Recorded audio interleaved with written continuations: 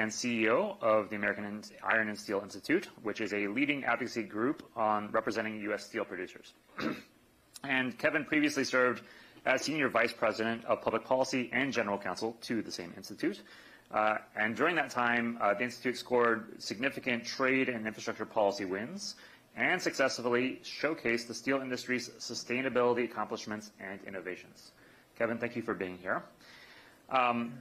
What are some examples, if you could name some, that you see in the steel industry to use the investments, particularly in this program that we're highlighting today, to cut emissions and boost competitiveness? Well, thank you. Thank you for having me. It's great to be here, and thanks to BlueGreen Alliance and Third Way for including us. You know, I do want to say I'm sorry that Anna Fenley couldn't be here from the steelworkers. We very much value our partnership with the steelworkers on all the work that they're doing on decarbonization for the steel industry and ensuring that that process results in a stronger industry, a competitive industry, one that does support family-supporting jobs, union jobs throughout the United States. So I wish her well. For the steel industry in the United States, frankly, first I'd like to say, you know, we have been working hard on the issue of decarbonization for a number of years, frankly, just because it makes good business sense. We're an energy-intensive industry, and so one of the biggest costs is energy. So we have just because of the relentless competition from imports from abroad, we've had a constant effort to reduce our energy use, which has also resulted in us producing a cleaner product. So today, steel produced in the United States is some of the cleanest steel you can find anywhere around the world. Our emissions per ton of steel are half of what it is in China. We're lower than the other 10 largest steel-producing regions around the world, including the EU, Japan, Korea, India, Japan, and China. But a lot more work needs to be done. A lot of the work up to this point has been focused on electrification. We today produce 70% of our steel using a recycling method where you're melting down steel scrap plus other ore-based metallics in what's called an electric arc furnace. So just by using electricity instead of coal as your power source, we've been able to reduce emissions greatly. And obviously we can continue to do more if we can decarbonize the electricity grid. So we're very supportive of all the provisions in the Inflation Reduction Act that will help further incentivize the greening of our electricity grid. But to make steel, to make all the various grades of steel you need in the United States, especially the more advanced flat-rolled products, you can't simply use scrap steel and recycle it. You need to produce more virgin iron metallics, where you're taking iron ore and you're reducing it to the pure iron that you could then use to make very high quality steel products. And that's the part of the process, what we call the iron making process, that is traditionally been the most carbon intensive. That's the process that has traditionally been when you hear of a blast furnace, where you're putting coal that's been cooked down to something called coke, and you're putting it in with iron ore to produce the iron, and that produces a lot of carbon emissions. So a big part of the effort for the industry going forward is to invest in new ways to reduce that iron ore to iron in a cleaner way. And the industry is already doing that. We heard before about some of the newer plants that have been developed, the hot briquetted iron or direct reduced iron facilities like the one in Toledo, Ohio. And there are a number of those around the United States that are using natural gas today to reduce the iron ore to produce the iron that you can make steel. But the future is really, can we move away from carbon altogether? And so one of the key areas that we're very excited about, and that the industry is already investing to be ready for, is the move to hydrogen.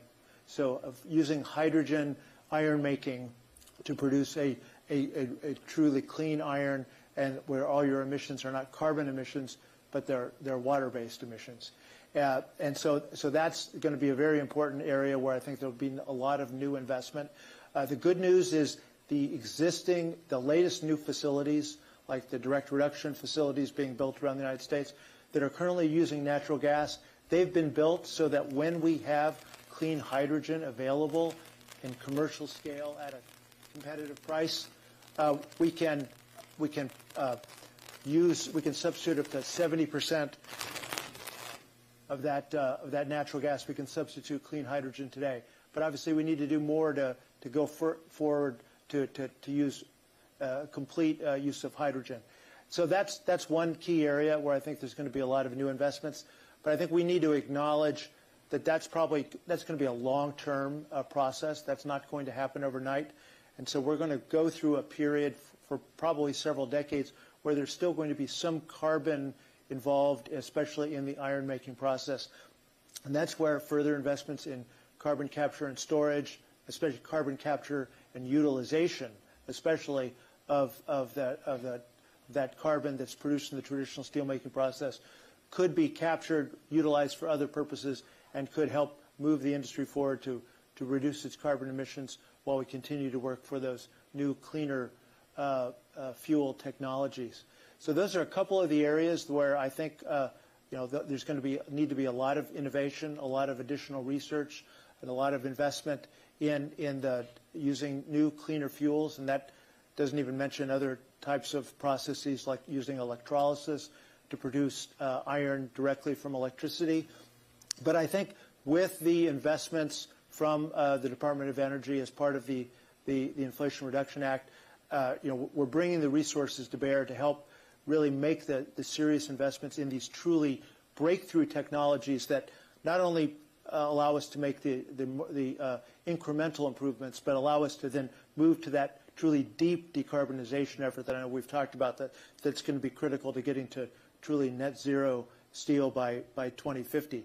So we're very excited. The industry in the United States sees decarbonization as a competitive advantage for our industry, that we're already cleaner, and that the future for the steel industry globally is going to be who can produce the cleanest steel, because that's the steel that's going to be in demand around the world, and it's steel that's going to be needed, because the other thing I'd like to emphasize is not only is steel part of one of the industries that needs to be decarbonized, we're also one of the industries that is essential to help other industries decarbonize, because all of the major green technologies, whether it's wind, solar, whether it's carbon capture, hydrogen processes, electrification of vehicles, those all rely on steel. So we do need to be working towards making the cleanest steel possible. And I just note finally that I think the buy clean aspect of this, we've already seen that produce real benefits for the industry in the United States. We became very engaged with California when it started the Buy Clean California initiative. And in just the last few years, we've gone from where we had very few EPDs in steel to now for the 3 steel mill products that were targeted by Buy Clean California. So it's just a subset of steel, but for hot-rolled structural sections, rebar, and plate, there are 51 plants in the United States making those 3 products. Of those 51 plants today, 48 of those plants are covered by EPDs that provide plant site-specific data. So we've made tremendous progress in the last few years. So it shows how the working with government and the policy with industry can really incentivize significant improvements. So we're excited and look forward to continuing that work. Exciting indeed.